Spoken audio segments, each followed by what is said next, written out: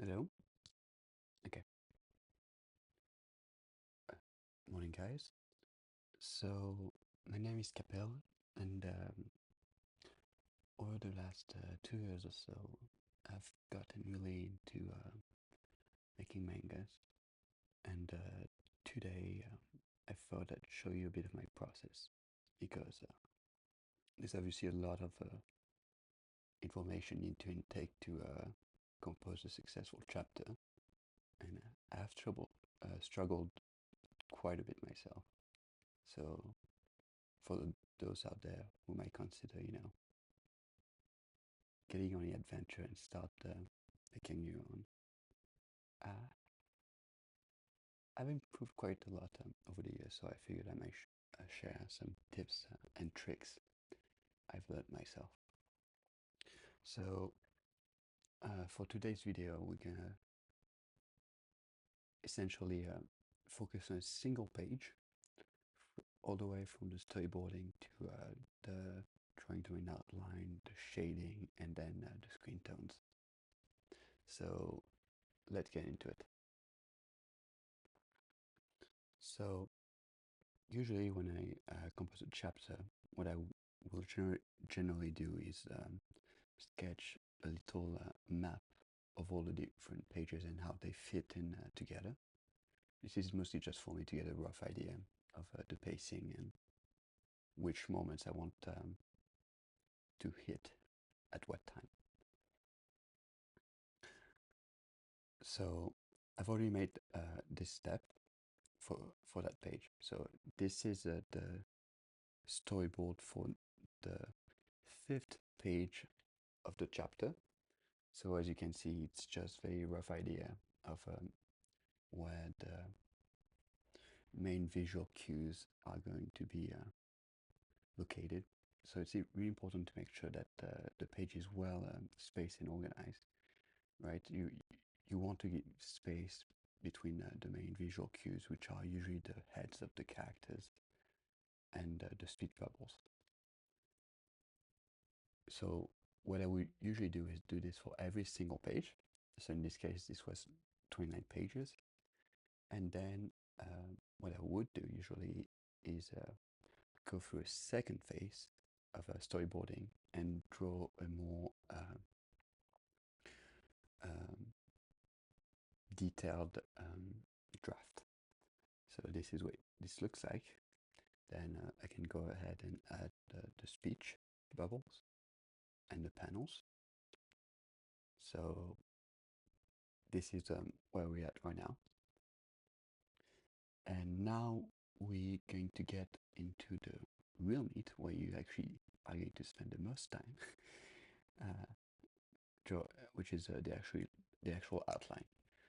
So the way I like to do it is that I would start with a single panel. I usually like to do it in a chronological order. It helps me, it forces me to stay consistent with my drawings. So I would usually draw the main outline, then the shading, then the screen tones. So right now what I'm going to do is I'm going to add a third draft, which is optional depending on how specific the sketches need to be. And then I'm going to refine slightly the outline before switching to what would be the inking phase in traditional manga. All right, so let's see you guys in a bit.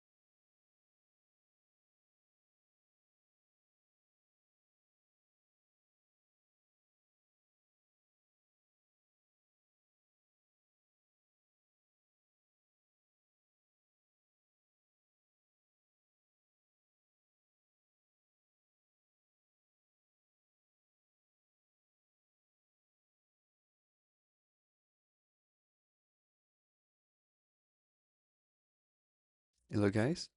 So this is a bit further into the recording. I've just put on some music, and as you can tell, I've just finished um, a second rough draft, which is slightly more detailed and more proportionally accurate. And also I did the bubbles. So now I'm gonna get into the actual outline. So see you in a bit.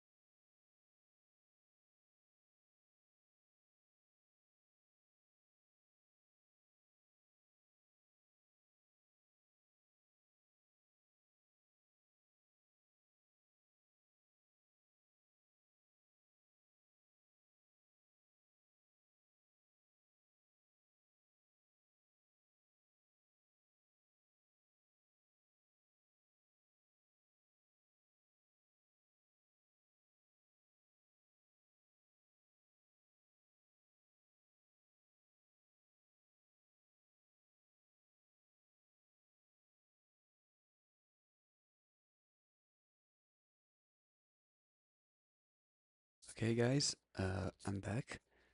So something you may have noticed while I was doing the main outline is that I went back quite a lot to the page before, just to make sure the poses was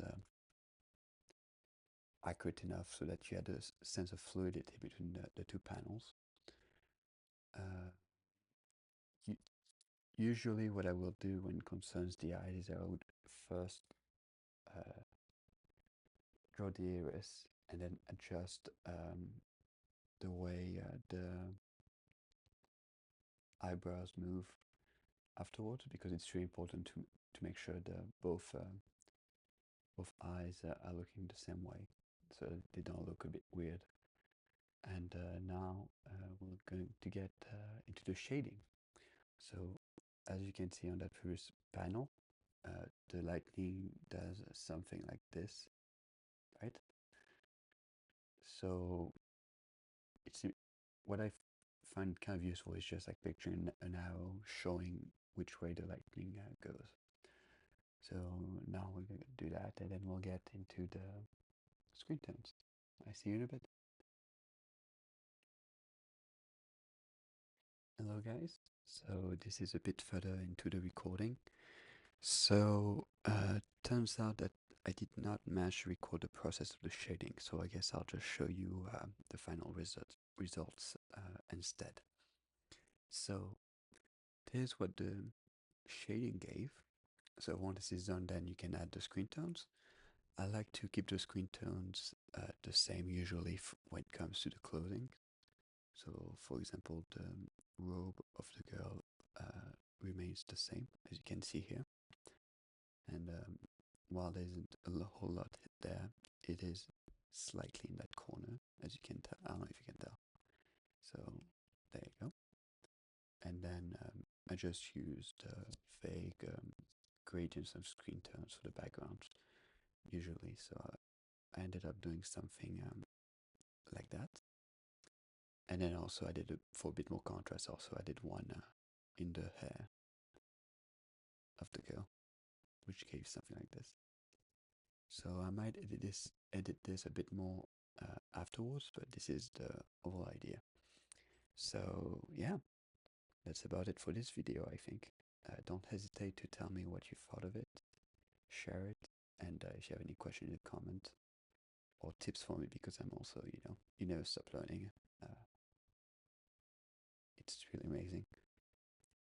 I also stream my process on Twitch. I'll put the link in the description. Hopefully you like it and you thought this video was instructive in some way. Anyway, have a good time.